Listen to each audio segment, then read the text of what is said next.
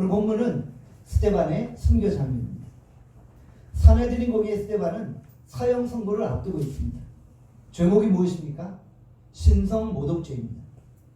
예수가 하나님의 아들이라고 외쳤던 것이죠. 예수가 구약에 예언된 메시아라고 증거하기 시작했다는 것이죠. 너희들이 십자가에 못 박은 그 예수님이 구약의 믿음의 조상들이 예언했던 메시아라고 외치기 시작했다. 스데반은 너무나도 단호하게 외쳤습니다. 사도행전 7장 51절의 말씀하죠. 다 함께 사도행전 7장 51절 말씀 함께 읽겠습니다. 시작. 목이 곧고 마음과 귀에 할례를 받지 못한 사람들아, 너희도 너희 조상과 같이 항상 성령을 거스르는도다. 종교 지도자들 너희들은 목이 곧은 백성이고 영적으로 할례 받지 못한 백성이고 성령을 거스르고 있고 너희는 하나님 앞에 범죄했다라고 호통치고 있는 거죠.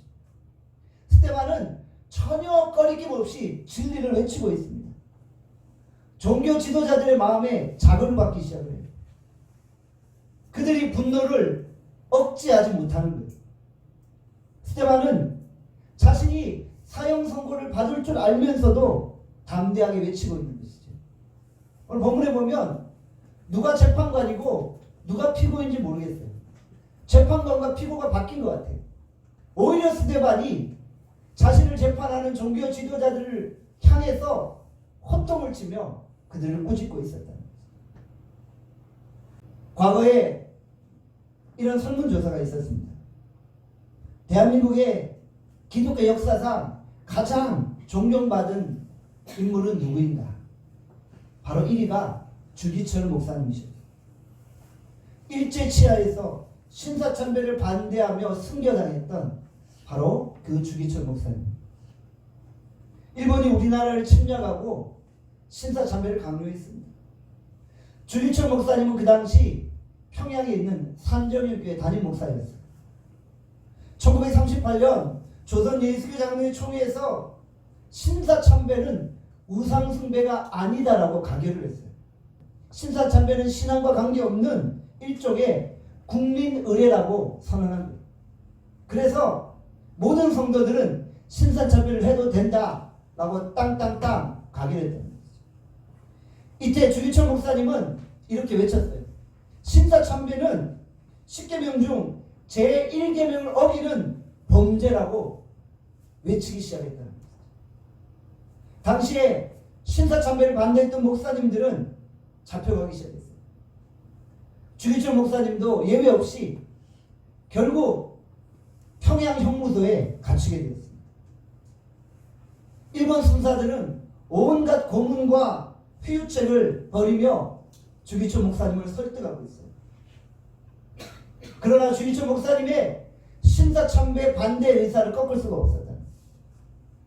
일본의 회유와 협박과 악랄한 고문에도 주기철 목사님은 끝까지 믿음의 정절을 지켰다는 것이죠. 일본 순사들은 주기철 목사님을 회유하면서 이런 조건을 내걸었어요. 당신이 목사니까 성도들이 보는 앞에서는 안 해도 좋소. 성도들이 보지 않는 자리에서 혼자 있는 자리에서 단지 신사 앞에 고개만 한번 까딱 숙이면 내가 당신을 당장 풀어주겠어. 지금 신사 앞에 가서 절하지 않아도 좋소. 그냥 고개만 살짝 까딱 하면 내가 당신을 당장 풀어주겠어. 주기철 목사님은 그것마저도 거부했던 것입니다. 그것마저도 우상숭배라고 단호히 거절했다는 것이죠. 내가 행하는 모든 행위를 하나님 앞에 숨길 수 없어. 그런데 어떻게 내가 잠시 내 목숨을 부지하고자 신사 앞에 절하는 어리석은 행동을 해서 하나님 앞에 범죄할 수 있겠어. 나는 곧 하나님의 심판대 앞에 설 것이고, 이렇게 고백했다고 합니다. 결국 모진 고문과 고초에 시달리던 주기철 목사님은 1944년 4월 21일 금요일 오후 9시 30분 39세의 나이에 순교하고 말았던 것입니다. 그는 마지막 설교에서 이런 내용을 남겼습니다. 우리 주님 날 위해 십자가 지시고 돌아가셨는데 나 어찌 죽음이 무섭다고 주님을 모른 채 하니까 오직 일사각오가 있을 뿐입니다. 소나무는 죽기 전에 찍어야 시퍼렇고 백합화는 시들기 전에 떨어져야 향기롭습니다. 이 몸도 시들기 전에 주님의 제단에 드려지는 것을 바랄 뿐입니다. 라고 외쳤다고 합니다. 우리도 일사각오의 자세로 주의 복음을 위해 우리의 목숨까지도 내어놓을 수 있기를 간절히 소원합니다. 지금 스데반은 종교 지도자들 앞에서 사형 선고를 받을 줄 알면서도 담대하게 복음을 외치고 있습니다. 일사각오의 자세를 가지고 진리를 선언하고 있다는 것이죠. 스데반의 설교에 대해서 종교 지도자들은 어떤 반응을 보입니까? 사도행전 7장 54절의 말씀입니다. 같이 사도행전 7장 54절 말씀 함께 읽겠습니다. 시작. 그들이 이 말을 듣고 마음에 찔려 그를 향하여 이를 갈거늘. 종교 지도자들이 그 마음에 찔림을 받았던 것. 여기에 찔려라는 헬라어 단어는 디에프라운토인데 이것은 조각조각 톱질하다라는 의미가 있습니다.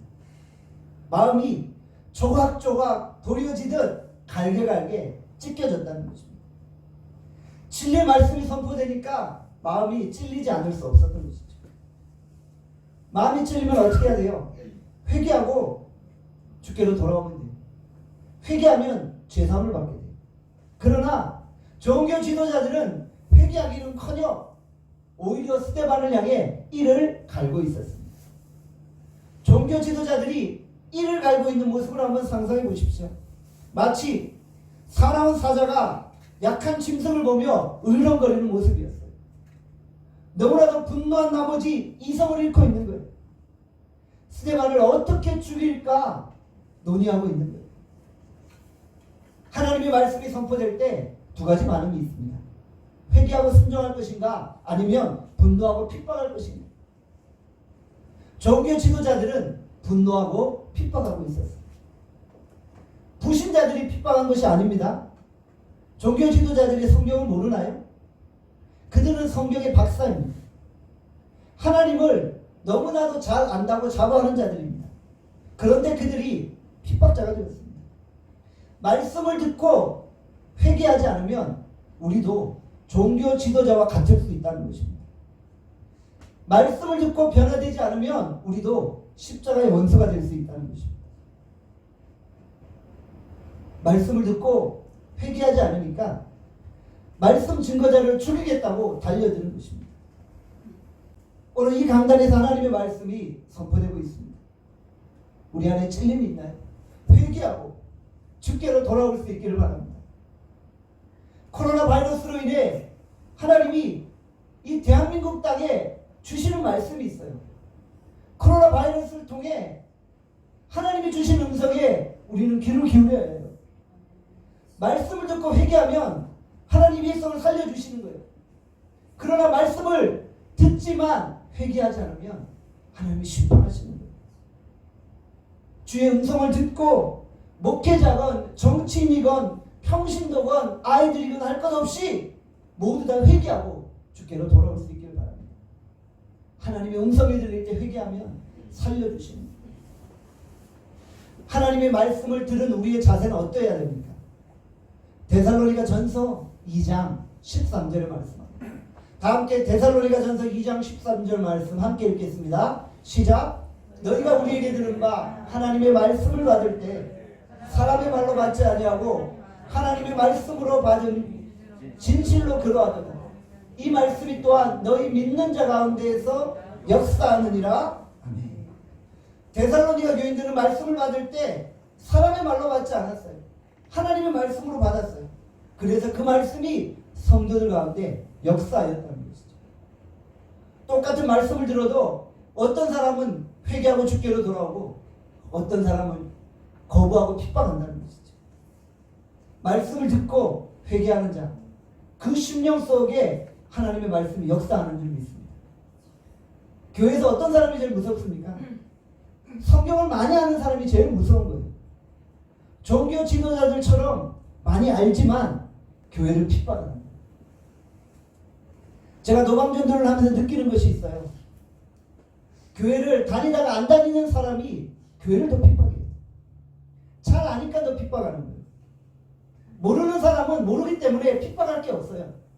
그런데 자기는 너무나도 잘 아니까 막 핍박하고 욕하는 거예요. 신천지를 한번 보세요. 신천지가 교회를 모르나요?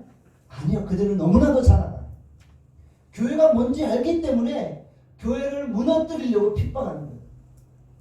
하나님의 말씀이 선포되는데도 하나님의 말씀을 거부하고 교회를 핍박하는 거예요. 구소련의 독재자 스탈린을 아시죠? 그는 기독교를 핍박하여 기독교인 270만 명을 학살했습니다. 그런데 그가 신약 성경을 다 암송하는 자였다는 사실을 아시나요?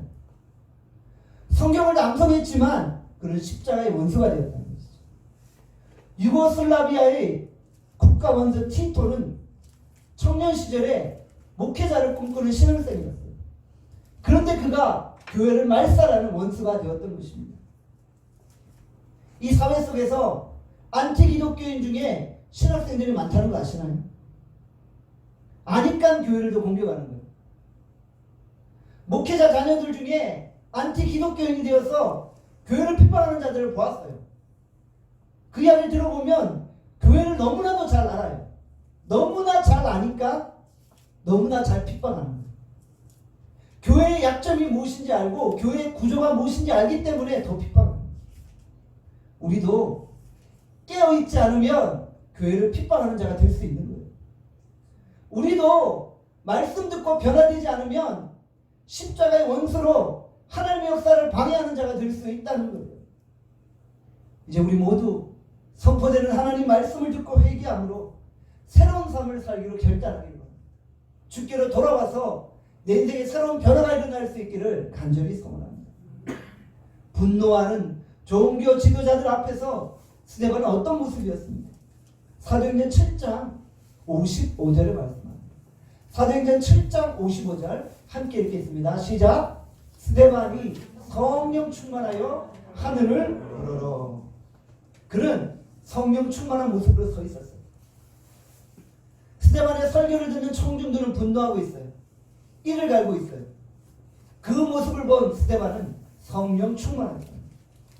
청중과 스데반의 모습이 서로 대조를 이루죠. 우리 안에 성령이 거하지만 항상 성령 충만한 것은 아니라는 것이죠. 오늘 우리가 주의 성령으로 충만하기를 원합니다. 아멘.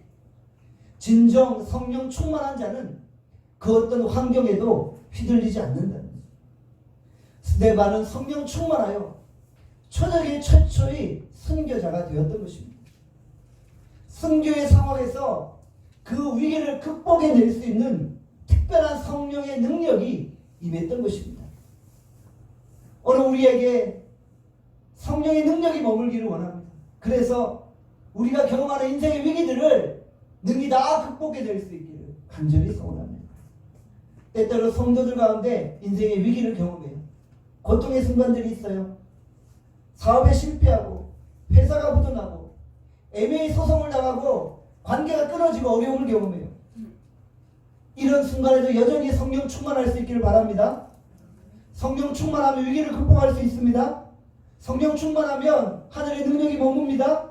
성령 충만하면 환경과 관계없이 내 안에 기쁨이 충만합니다. 위로부터 내려오는 특별한 성령의 기름 부으심이 머물게 되어집니다. 특별한 인생의 위기에서 특별한 성령의 능력과 권능이 우리의 삶에 나타날 수 있기를 간절히 소원합니다. 오늘 본문에 말씀하죠. 하늘을 우러러. 성령 충만한 자의 특징이 무엇입니까? 하늘을 우러러 보는 것입니다. 기쁠 때나 슬플 때나 외로울 때나 어려울 때나 언제나 하늘을 우러러 하늘과 연결되어 있는 거예요. 무슨 일을 만나든지 땅의 관점이 아니라 하늘의 관점으로 바라보고 생각하는 거예요. 성령 충만한 자는 땅을 바라보지 않고 하늘을 바라보는 자입니다. 골로새서 3장 1절에서 2절을 말씀합니다. 다 함께 골로새서 3장 1절에서 2절 말씀 함께 읽겠습니다. 시작. 그러므로 너희가 그리스도와 함께 다시 살리심을 받았으면 위의 것을 찾으라. 거기는 그리스도께서 하나님 우편에 앉아 계시느니라. 위의 것을 생각하고 땅의 것을 생각하지 말라. 인생이 힘들면 힘들수록 더욱더 하늘을 바라볼 수 있기를 원합니다. 하늘의 만나를 바라보며 사는 거예요. 우리는 천국 시민입니다. 천국 시민은 위의 것을 바라보며 사는 것입니다. 우리가 비록 이 땅을 살지만 우리의 마음은 하늘에 있는 것입니다. 여러분들 멧돼지 아시죠? 멧돼지. 멧돼지가 도토리를 참 좋아합니다. 땅에 떨어진 도토리만 보면 정신이 없이 달려가서 도토리를 주워 먹는다고 합니다. 이 멧돼지가 땅에 있는 도토리를 다 먹고 나서 그때부터 땅을 파기 시작합니다. 계속 땅을 파요. 땅을 왜 팔까요? 도토리가 땅에서 나온다고 생각하고 땅을 파는 거예요. 그런데 도토리가 땅에서 나오나요? 아니잖아요. 도토리 나무에서 떨어지는 거예요. 어리석은 멧돼지는 도토리가 땅에서 나오는 줄 알고 계속 땅 파는 인생을 사는 거예요. 그런데 그 멧돼지에게 말해주고 싶어요. 뭘요? 야, 이 어리석은 멧돼지야. 도토리를 먹으려면 하늘을 봐야지. 하늘을 봐야지 도토리가 떨어지지. 형들, 성도들 가운데 인생에서 멧돼지같이 땅만 파는 인생들이 있다는 거예요. 하늘을 봐야죠. 그래야지 좋은 것이 맺혀지죠. 맨날 땅만 파면서 삽질하는 인생을 사는 거예요. 밤새 땅을 파봤자 헛수고하는 건 아닙니까? 야고보서 1장 17절에 말씀합니다. 다 함께 야고보서 1장 17절 말씀 함께 읽겠습니다. 시작. 온갖 좋은 은사와 온전한 선물이 다 위로부터 빛들의 아버지께로부터 내려오나니. 하늘의 좋은 은사와 선물과 은혜들은 땅에서 나오는 것이 아니라 하늘에서 오는 거예요. 그래서 우리가 이제부터 하늘을 바라봐야 되는 거예요.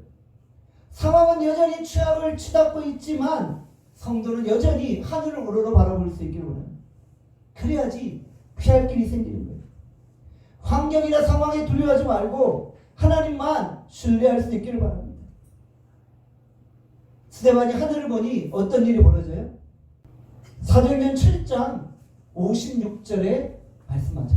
같이 한번 읽어보겠습니다. 사도행전 7장 56절입니다. 시작. 보라, 하늘이 열리고. 스데반이 하늘을 보니까 어떤 광경이 벌어져요? 하늘이 열리고 있는 거예요. 하늘이 열린다는 것은 무슨 의미입니까? 하늘로부터 순교자 스데반에게 영광의 빛이 비추는 거예요.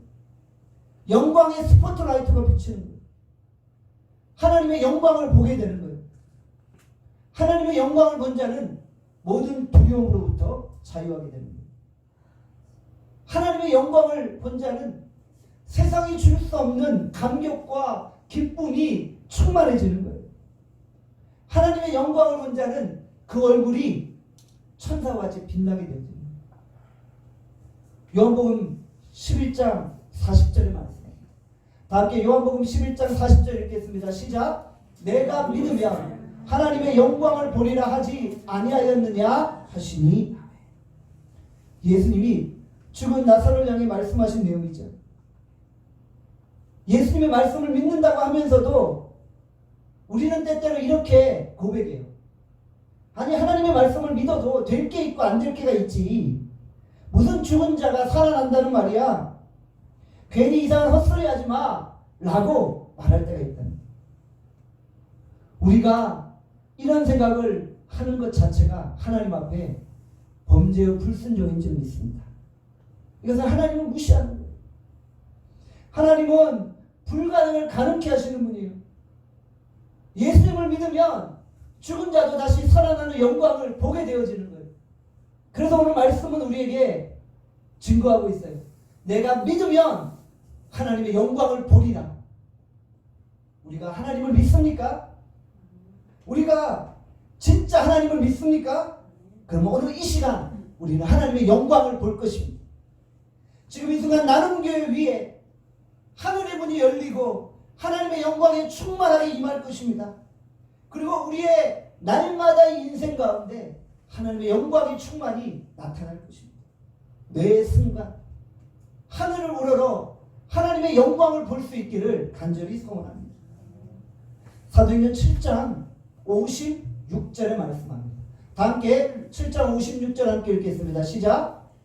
말하되 보라 하늘이 열리고 인자가 하나님 우편에 서신 것을 보노라 한데. 하늘이 열렸죠. 열리고라는 헬라어 동사는 수동태 분사 형태입니다. 무슨 의미인가요? 승교하는 순간에 하늘문이 열리고 있는 진행 상황을 이야기하는 것이 아니라 신문 받고 승교하기 전에 이미 하늘문이 열려있는 상태를 보여주고 있는 거예요. 그래서 열리고라는 이 헬라어 동사가 수동태 분사 형태로 기록되어져 있는 거예요. 왜 시제를 수동태 분사로 표현했냐고요? 이미 하늘문이 열려 있는 거예요. 그래서 스데반이 하늘을 우러러 보니까 하늘문이 열려 있어서 보좌가 보인 거예요. 예수님이 서 계신 것이 보이는 거예요. 스데반은 순교 전에 이미 보좌 우편에 서 계신 예수님을 보고 있는 거예요. 볼 수 있도록 하나님이 미리 하늘문을 열어놓으신 거예요. 성경에서 보면 부활하고 승천하시는 예수님의 모습을 대부분 보좌 우편에 앉아 계신 예수님으로 묘사하고 있어요. 서 계신 분이 아니라 앉아 계신 분으로 묘사하고 있어요. 그런데 오늘 본문에서 예수님은 서 계신 거예요. 스데반의 순교 직전에 예수님은 서서 스데반을 맞이하고 계신 거예요. 사도행전의 저자 누가는 예수님이 서 있다는 것을 강조하고 있는 거예요. 스데반이 지상 법정에서 신문을 받고 있을 때 예수님은 천상의 법정에서 하나님께 스데반을 변호하고 있는 거예요. 그래서 하나님 옆에 서 계신 거예요. 순교자 스데반이 천국에 입성하는데 어찌 예수님이 앉아 계실 수 있었을까요? 보좌 우편에 서 계신 예수님이 두 팔을 벌리고 순교자 스데반을 맞이하고 있는 거예요. 사랑하는 여러분, 우리도 결국 죽게 됩니다. 그렇죠? 우리도 죽게 되어 주님 앞에 설 때 우리 예수님이 어떤 모습으로 우리를 맞이하실까요? 저는 여러분 모두 주님 앞에 설 때 예수님이 서서 두 팔 벌려 여러분들을 맞이하실 수 있기를 간절히 소원합니다. 사도행전 7장 57절의 말씀합니다. 다 함께 사도행전 7장 57절 말씀 함께 읽겠습니다. 시작. 그들이 큰 소리를 지르며 귀를 막고 일제히 그에게 달려들어. 진리를 거부하는 자는 비명소리를 질러요. 진리를 거부하는 자는 어린아이처럼 두 손으로 귀를 막고 비명을 지르는 거예요. 종교 지도자들은 분노하여 일제히 스데반에게 달려들고 있어요. 원래 진리를 거부하는 자는 이처럼 무자비하고 과격하다는 거예요. 자신의 목적을 달성하기 위해 그 어떤 불법적인 행위도 저지를 수 있는 거예요. 저들 안에 진리가 없어요. 저들은 이것이 진리냐 진리가 아니냐가 중요하지 않아요. 나와 생각이 같으냐 나와 생각이 다르냐가 중요한 거예요. 나와 생각이 다르면 무조건 불법인 거예요. 그래서 상대방을 죽이려고 하는 거예요. 진리를 거부하고 불의와 타협하는 거예요. 사랑하는 여러분, 눈앞에 보이는 순간의 이익을 위해서 불의와 타협하지 않기를 바랍니다. 스데반은 돌에 맞으면서도 뭐라고 외치고 있습니까?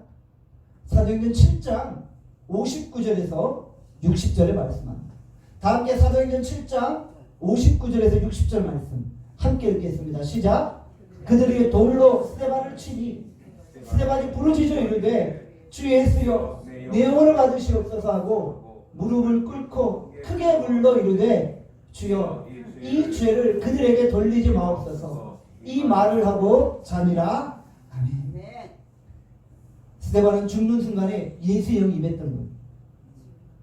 죽는 마지막 순간에 스데반은 예수님을 생각한 거예요. 스데반의 최후와 예수님의 최후는 너무나도 닮지 않았습니까?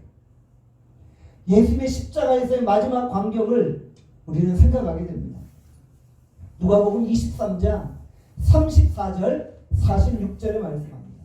다 함께 누가복음 23장 34절 46절 함께 읽겠습니다. 시작. 이에 예수께서 이르시되 아버지 저들을 사하여 주옵소서. 자기들이 하는 것을 알지 못함이니이다.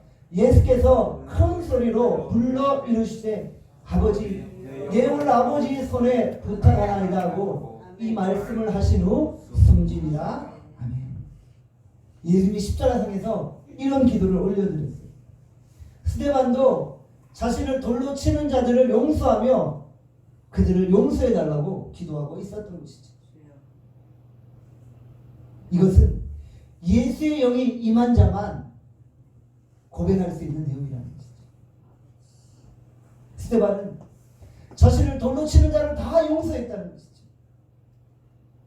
스데반은 성령 충만하여 자신의 성품이 완전히 변화된 거예요. 여러분들 성령 충만한 자는 성품이 변화되는 거죠. 아멘. 성령 충만한 자는 용서하지 못할 자를 용서하게 됩니다.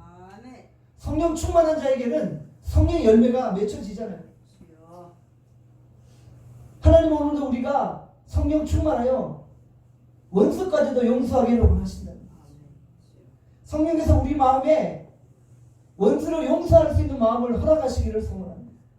그래서 스데반처럼 남을 용서하며 저들의 죄를 저들에게 돌리지 마옵소서 라고 고백할 수 있기를 바랍니다. 스데반은 마지막 순간까지 예수님을 본받으려고 했다는 것이죠. 그는 그의 목숨이 끝나는 순간까지 예수님을 닮는 신앙생활을 했다는 것이죠. 사랑하는 여러분, 예수의 영이 나눔교회 임하기를 원합니다. 아멘. 예수의 영이 우리에게 임하기를 원합니다. 아멘. 그래서 서로 용서하기를 원합니다. 아멘. 우리 교회 안에 서로 미워하는 자가 없기를 원합니다. 아멘. 우리 한국교회 우리 성도들을 보면요, 너무 서로 용서하지 않아요. 그 마음에 예수의 영이 없기 때문이에요. 우리 안에 예수의 영이 임하면 용서하지 못할 자가 누가 있겠습니까? 아멘. 한쪽만 돌에 맞아주면 되잖아요.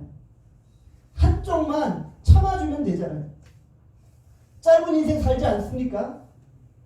죽기 전에 용서하지 않는 사람이 없도록 우리 모두 용서합시다. 아멘. 우리 안에 예수의 영임에 우리 모두를 용서할 수 있기를 간절히 소원합니다. 아멘. 어떤 사람은 스데반의 죽음을 가리켜서 헛된 죽음이라고 평가합니다. 왜 고집부리며 고미 앞에서 그런 설교에서 비참하게 죽음을 맞이하냐는 거예요. 오히려 종교 지도자들에게 아부하며 예수님을 부인하고 후일을 도모해서 나중에 더 큰 일을 해야 되지 않냐, 이렇게 평가하는 거예요. 그러나 스데반은 지극히 전략적인 사역을 감당한 거예요. 그의 죽음은 헛된 죽음이 아니었어요. 아멘. 하나님은 그의 죽음을 귀하고 영광스럽게 사용하셨다는 거죠. 사도행전 7장 58절의 말씀입니다. 같이 58절 말씀 함께 읽겠습니다. 시작. 성 밖으로 내치고 돌로 칠세 증인들이 옷을 벗어 사울이라는 청년의 발 앞에 두니라. 스데반의 최후의 모습에 새로운 한 사람이 등장합니다. 그는 바로 사울이라는 청년입니다. 순교 직전에 스데반과 사울의 운명적인 만남이 이루어집니다. 이 장면은 무언가를 암시하고 있습니다. 이 사건은 아주 중요한 의미를 내포하고 있는 거예요. 스데반의 죽음이 결국 청년 사울을 바울로 변화시키는 중요한 밑거름이 되었다는 것이죠. 바울은 신약 성경의 3분의 1을 기록한 위대한 사도가 아닙니까? 바울과 같은 위대한 사도 뒤편에 스데반의 순교가 있었다는 것이죠. 사울의 변화는 바로 스데반의 죽음으로 시작되었다는 것이죠. 바울의 업적은 스데반을 통해 시작되었다는 것이죠. 사도행전 11장 19절에도 말씀합니다. 사도행전 11장 19절 말씀 또 함께 읽겠습니다. 시작.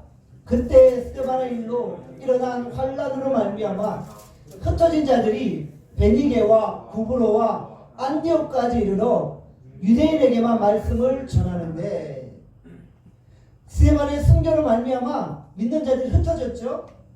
결국 흩어진 자들이 어디로 가요? 안디옥으로 가죠. 어떤 교회를 세워요? 안디옥 교회를 세워요. 안디옥 교회는 사도행전의 선교 역사상 가장 귀하게 쓰임받은 교회가 아닙니까? 그 안디옥 교회는 어디로부터 시작됐어요? 스데반의 순교로 시작되어집니다. 스데반의 순교로 흩어진 자들이 안디옥에 이르러 안디옥 교회를 세웁니다. 여러분들, 스데반의 죽음은 결코 헛된 죽음이 아니라는 거예요. 스데반은 한 번 죽음으로 많은 사람들에게 영향을 미치게 되었다는 것이죠. 순교란 자신의 증언을 피로 보증하는 것입니다. 순교의 피는 교회를 확장시켰습니다. 오늘 우리는 어떻게 인생의 최후를 맞이할 것입니까? 무엇을 하다가 마지막 순간을 맞이하시렵니까? 스데반 집사는 생명을 바쳐 예수 그리스도를 증거하다 마지막 순간을 맞이하였습니다. 그리고 자신의 죽음이 헛되지 아니하도록 많은 영향력을 이 세상 가운데 미치게 되었다는 것이죠. 오늘 우리가 후회 없는 인생을 살 수 있도록 하나님 앞에 우리 믿음으로 걸어가기를 원합니다. 내 목숨을 주를 위해 완전히 바쳐서 주의 손에 붙들림 바 되어진 그런 귀한 믿음의 사람들이 될 수 있기를 간절히 소원합니다. 아멘. 기도하겠습니다. 오늘 시간 우리 말씀을 생각하며 동성을 기도합시다. 하나님, 오늘 우리가 스데반의 말씀을 통해서 그의 최후를 보았습니다. 하나님, 우리도 마지막 순간을 맞이하게 될 것입니다. 하나님, 우리가 마지막 순간에 어떤 모습으로 서게 될 것입니다. 하나님, 오늘 우리가 하나님 우리의 마지막을 하나님의 영광을 위해 드려지는 삶으로 나아갈 수 있게 하여 주시옵소서. 하나님, 모두를 용서하게 하시고 우리가 성령 충만하여서 하나님 이 위기를 극복해낼 수 있게 하시고 말씀과 기도로 충만하여서 어두운 시대에 빛을 발하는 하나님의 사람들이 되어지게 하여 주시옵소서. 하나님, 우리의 마음과 생각을 주관하시고 하나님 오늘 예배를 통해 하늘 문이 열리고 하나님의 영광을 바라보게 하시고 우리가 보좌 우편에 서 계신 그 예수 그리스도를 목도하는 하나님 이 한 시간에 기도가 되어질 수 있게 축복해 달라고 우리 시간 주여 한번 외치고 통성으로 기도하겠습니다. 주여 아버지